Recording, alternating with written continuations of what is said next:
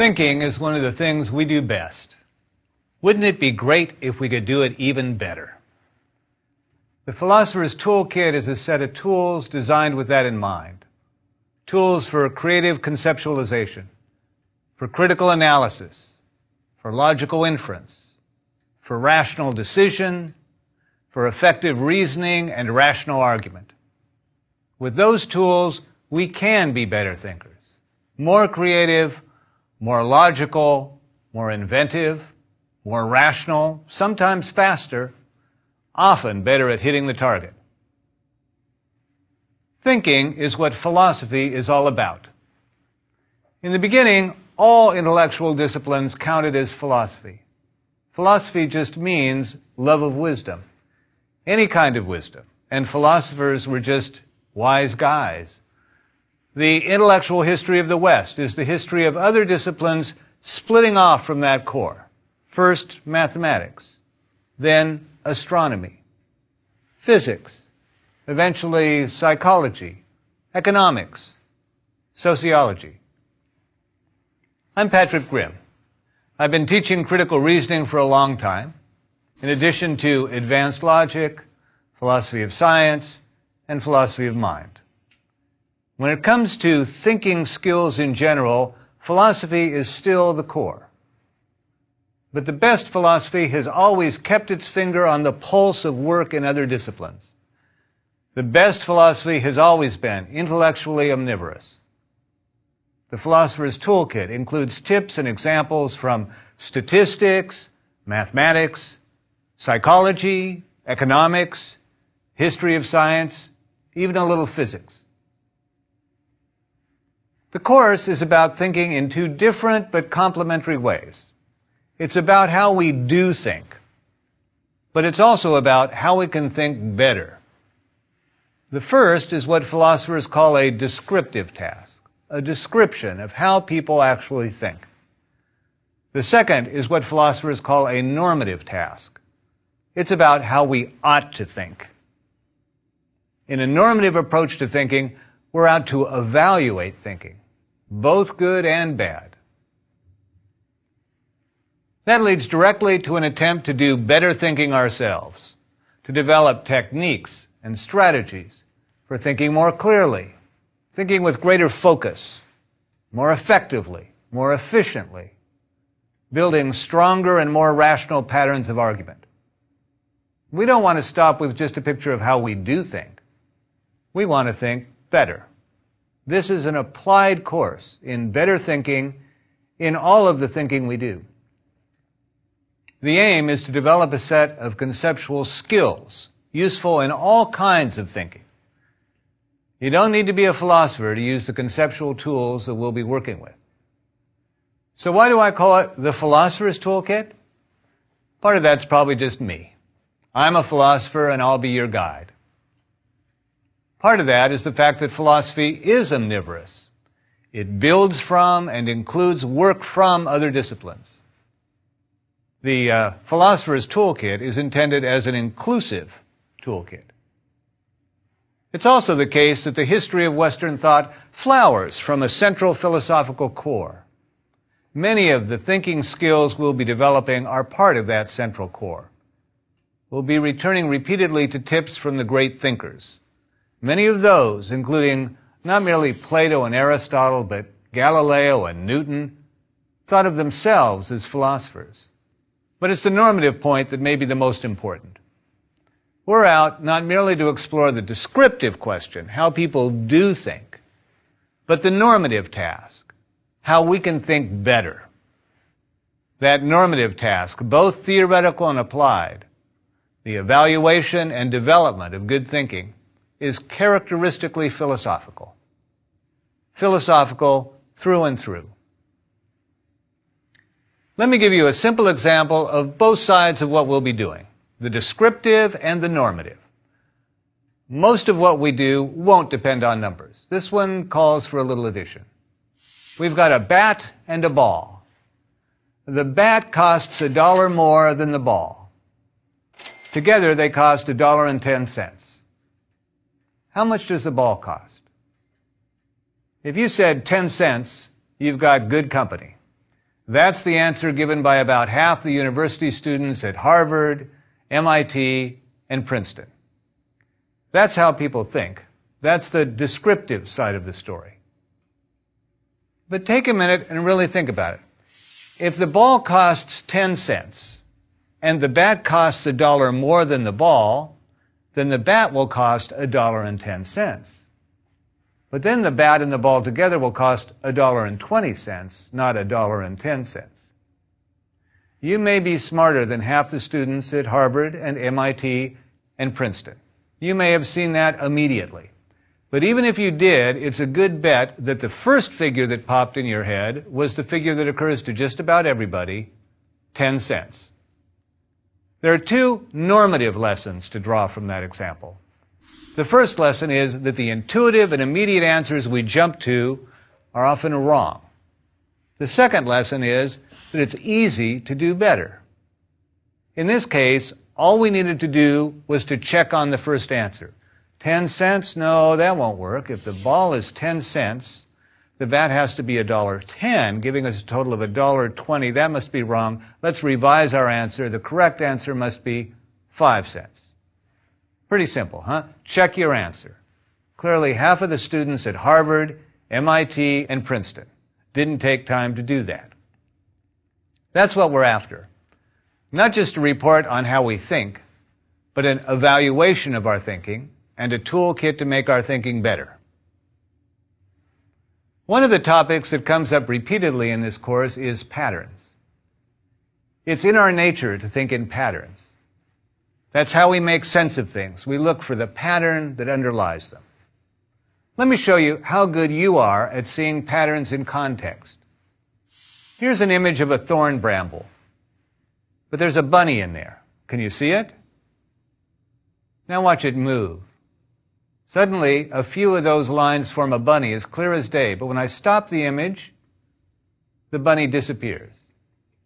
Because of the motion, you see those few scratches as a pattern. They stick out from the context and you can see the bunny. Without the motion, you can't isolate them as a specific pattern any longer, and the bunny disappears. Here's another example. Listen to the following passage. A newspaper is better than a magazine. A seashore is a better place than the street. At first, it's better to run than to walk. It takes some skill, but it's easy to learn, even for young children. It's true that you need lots of room. Beware of rain, it ruins everything. A rock will serve as an anchor. If things break loose from it, however, you won't get a second chance. What could that possibly mean? Does it make any sense? What you're looking for is a picture or a pattern in which all the pieces fit. That's what we're always doing. We're looking for meaning in a series of experiences, looking for the patterns in the world around us, looking for a picture in which all the pieces fit. Did you get it in this case? What that passage is about is kites. A newspaper is better than a magazine. A seashore is a better place than the street. At first, it's better to run than to walk. It takes some skill, but it's easy to learn, even for young children. It's true that you need lots of room. Beware of rain, it ruins everything. A rock will serve as an anchor. If things break loose from it, however, you won't get a second chance. Once you know it's about kites, it all falls into place. What you needed was a picture. Your imagination was much more visual that time around. Our aptitude for patterns is remarkable. We'll be putting that aptitude to conceptual work. But that propensity for patterns also has a downside. We're great at drawing connections. Unfortunately, we're also great at drawing connections that aren't really there. I'm sure something like this has happened to you. You take out the trash and suddenly can't find your car keys. Oh my gosh! You must have thrown your car keys away. You've just jumped to a causal connection between two events just because they happened close together.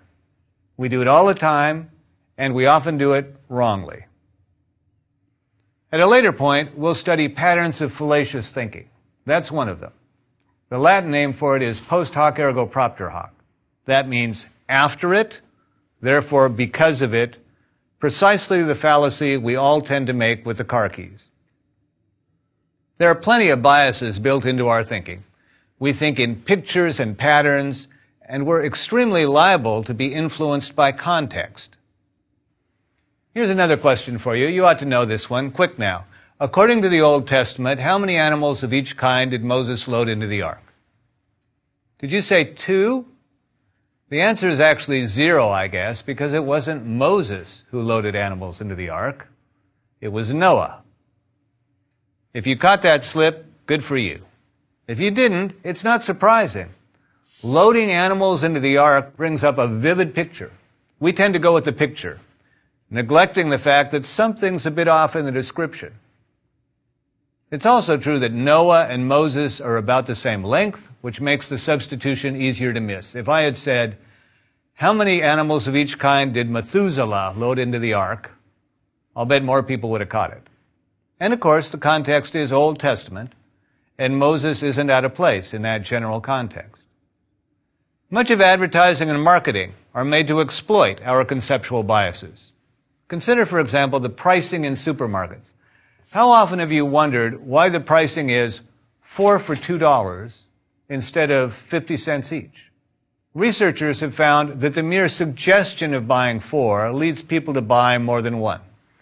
In one test, they used 86 different grocery stores and tracked actual consumer purchases, comparing multiple unit pricing, like 4 for $2, with unit pricing like 50 cents each. Multiple unit pricing resulted in 32% higher sales. Context can bias your thinking even when you're not aware of it, perhaps especially when you're not aware of it. Here's one of my favorite examples, designed by John Bargh, now at Yale. Undergraduates at NYU were assigned a task billed as a test of language comprehension. They were given 5 words and told to make a sentence out of 4 of them as quickly as possible. Half of the undergraduates were given a set that contained words associated with stereotypes of the elderly. Florida, knits, courteous, gray, sentimental, bingo. The other half were given words that didn't include those stereotypes. When the experiment was complete, the participants were thanked for their participation, they were told that the elevator was down the hall, and they were then surreptitiously timed. How long does it take them to reach the elevator? Half of them had been contextually primed with words associated with the elderly. Half had not been. Those who had just been doing an exercise involving elderly words walked slower. It took them longer to reach the elevator. It wasn't a huge difference, a little over 8 seconds for one group as opposed to a little over 7 seconds for the other. But results were consistent enough to show the clear impact of context. The reverse effect has been shown as well. When students were asked to walk around a room at the rate of 30 steps per minute, about 2/3 slower than normal, they were quicker to recognize words related to old age, forgetful, old, lonely. Mental context made a physical difference. Physical context made a mental difference. Much of the course is about individual rationality, developing conceptual tools and recognizing and avoiding conceptual traps. But much of it is also about social rationality. In argument and debate, rationality occurs in a social setting. Rationality goes public. In public thinking, there are different traps, but also different possibilities. Argument and debate bring rhetoric along with them. The territory of the course includes rhetoric, both good and bad, debating techniques and how to detect them, rhetorical fallacies and how to diffuse them. It also includes standard tricks used in advertising and in putting a spin on statistics. The Philosopher's Toolkit includes normative tips and techniques for working toward better social rationality. Sometimes we have to dig out of polarization in order to give important topics the open and rational consideration they deserve. Here's the kind of situation we want to avoid. Under Kennedy, in the midst of the Cold War, the United States and the Soviet Union were negotiating a test ban treaty. On-site inspections were a major verification issue. Each side wanted to be able to check up on whether suspicious seismic activity was just a small earthquake or a detonation in violation of the treaty. How many inspections in the other's territory were to be allowed each year?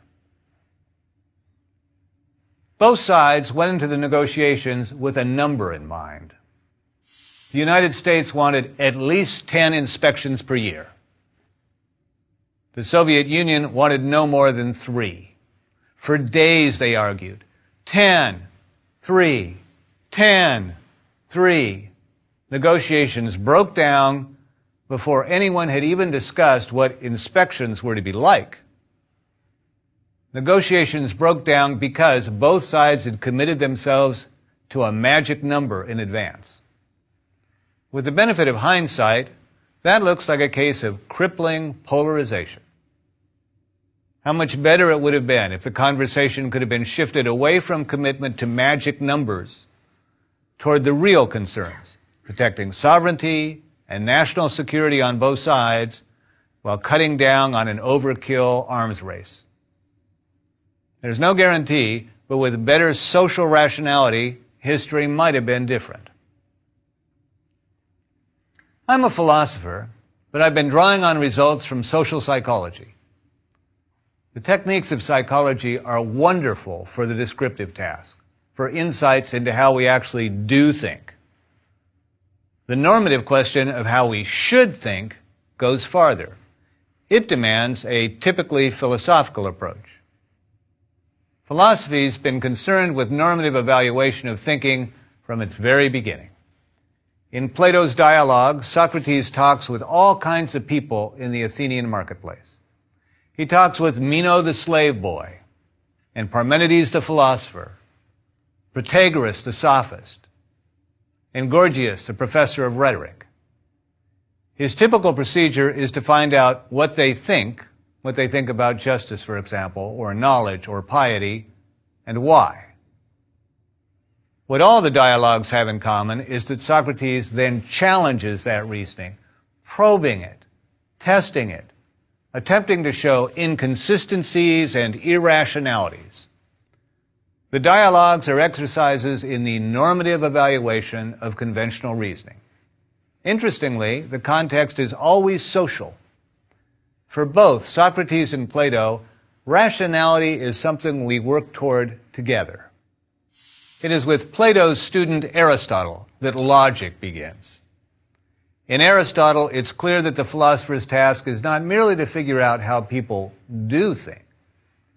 The philosopher's task is to figure out how to think better, more systematically, more validly, more logically. The enterprise of logic is a major thread in the history of philosophy that runs from the pre-Socratics down to the present day. I've said that in the beginning, all intellectual disciplines counted as philosophy. Other disciplines split off as well-defined topic areas developed recognized techniques of their own.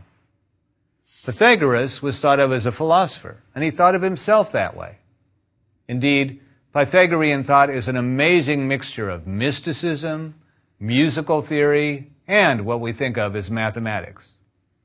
It's only with formalization and axiomatics in Euclid that mathematics breaks off as a discipline of its own.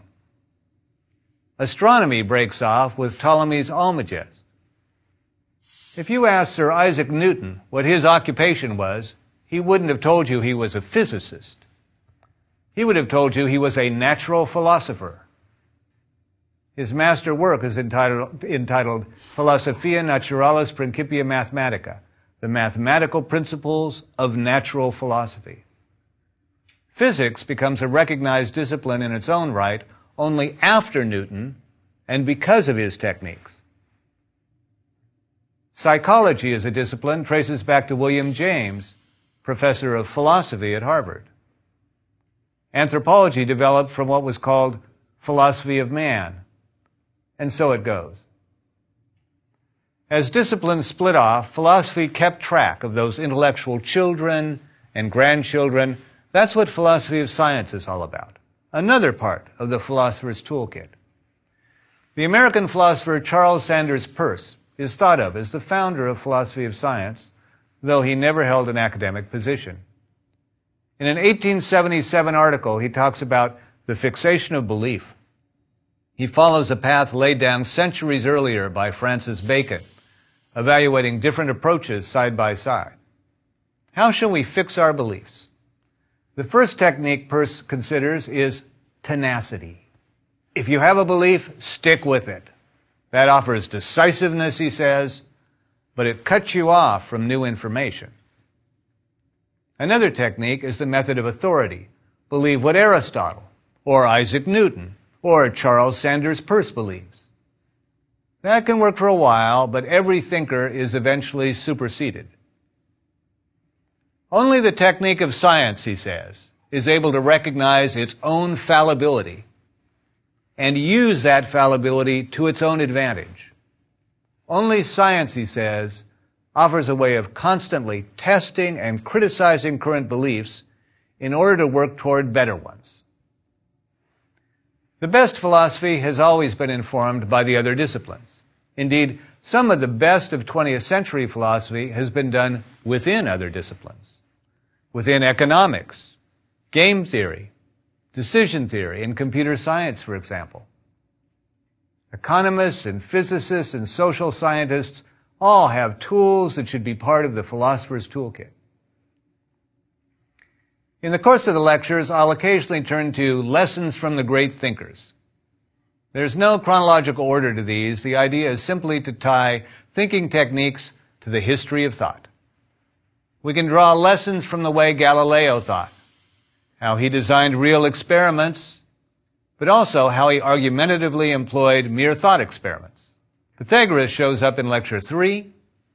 Aristotle plays a major role in several lectures, but we'll talk about Francis Bacon, Pascal, Hobbes, Rousseau, and lots of others as well. The great thinkers roam far beyond traditional philosophy. Einstein's a great thinker that I return to several times.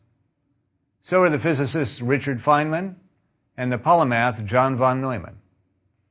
Thinking is something you can only understand by doing it. Ours is not just a theoretical exploration of thinking, although there's plenty of that too. Even in the foundational lectures, my emphasis will be on applied philosophy, on putting thinking to work. Each lecture offers a technique of some kind with examples and often interactive challenges. I don't want the philosopher's toolkit to be on display behind glass. I want you to put it to use. We'll talk about graphing the flow of argument and detecting fallacies, for example, but I'll then have you put those tools to use in analyzing and evaluating a staged debate.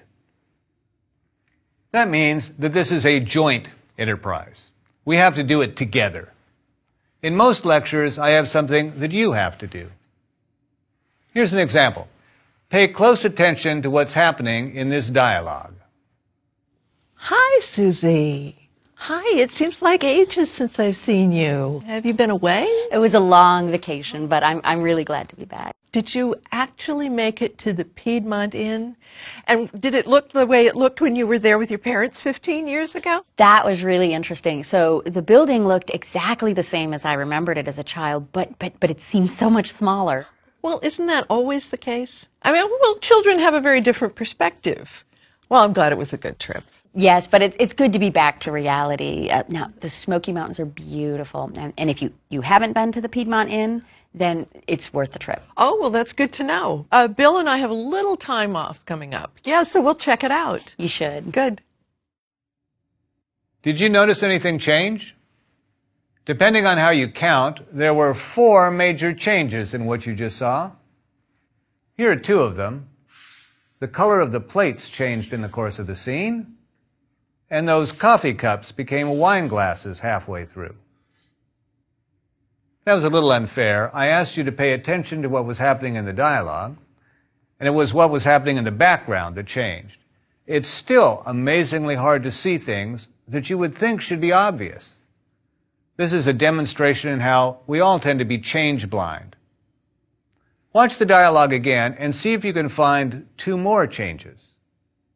Hi, Susie. Hi, it seems like ages since I've seen you. Have you been away? It was a long vacation, but I'm really glad to be back. Did you actually make it to the Piedmont Inn?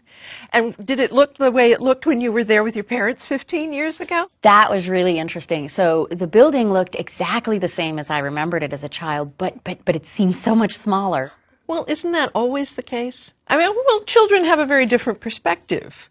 Well, I'm glad it was a good trip. Yes, but it's good to be back to reality. Now, the Smoky Mountains are beautiful. And if you haven't been to the Piedmont Inn, then it's worth the trip. Oh, well, that's good to know. Bill and I have a little time off coming up. Yeah, so we'll check it out. You should. Good.